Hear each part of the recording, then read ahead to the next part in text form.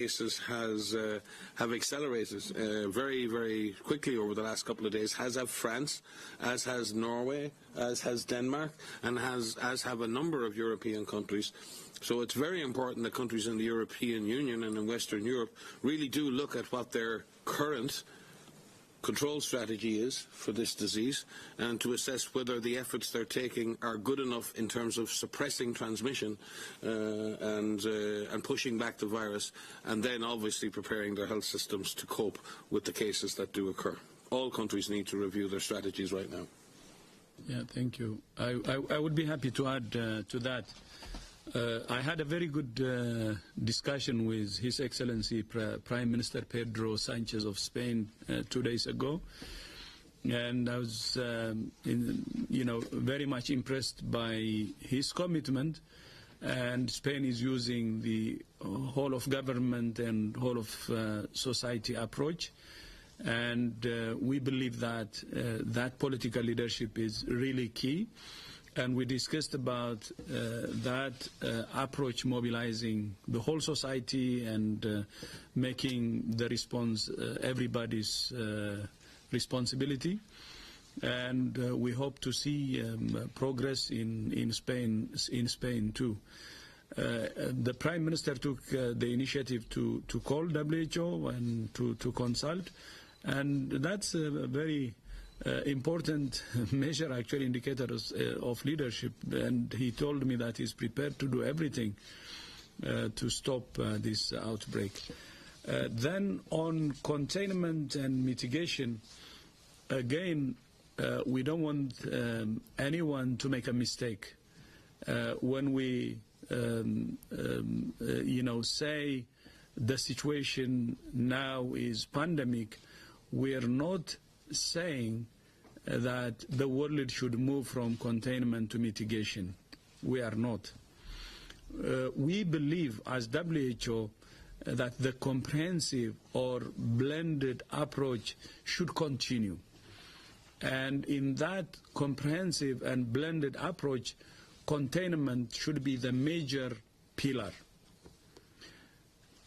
As Mike said, the numbers themselves actually speak why we're saying this.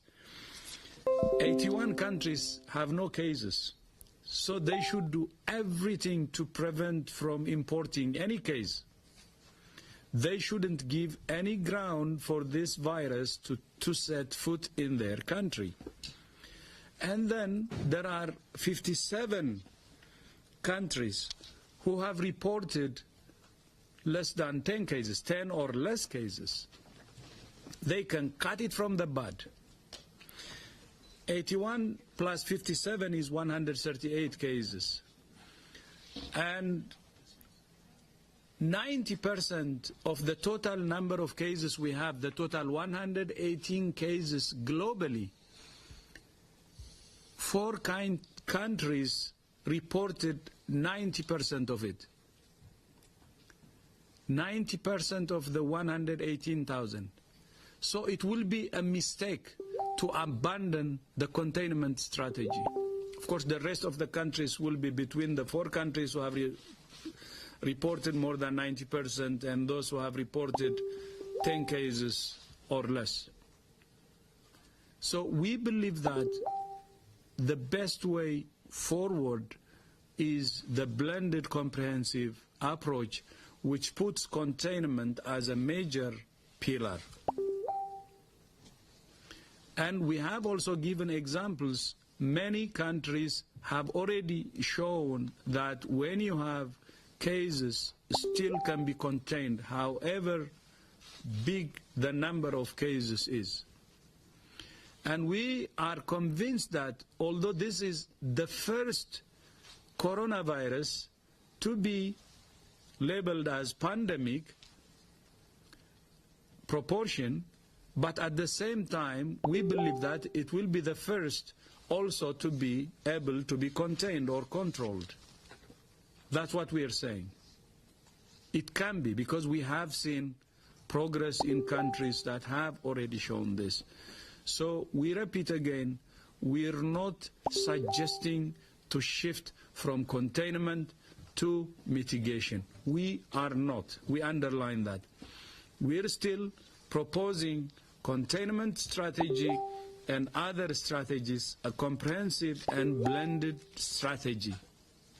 But considering the geographic spread and the number of cases that has increased in the past 2 weeks, we should double down and we should be more aggressive. That's what we're saying.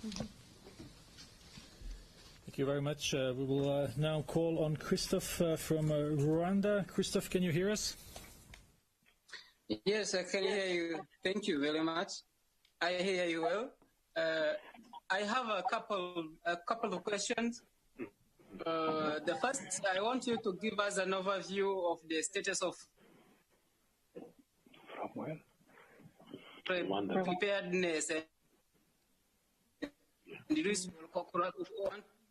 quarantine centers. What? Can you see? Can you hear me? May I go ahead? May I go ahead? Christophe, can you try one more time? You are broken, but please go ahead. We heard that it's something about preparedness, but repeat your question, please. Okay. I want you to give us an overview of the status of preparedness and response in Africa in terms of surveillance, treatment centers, supportive treatments, availability in Africa.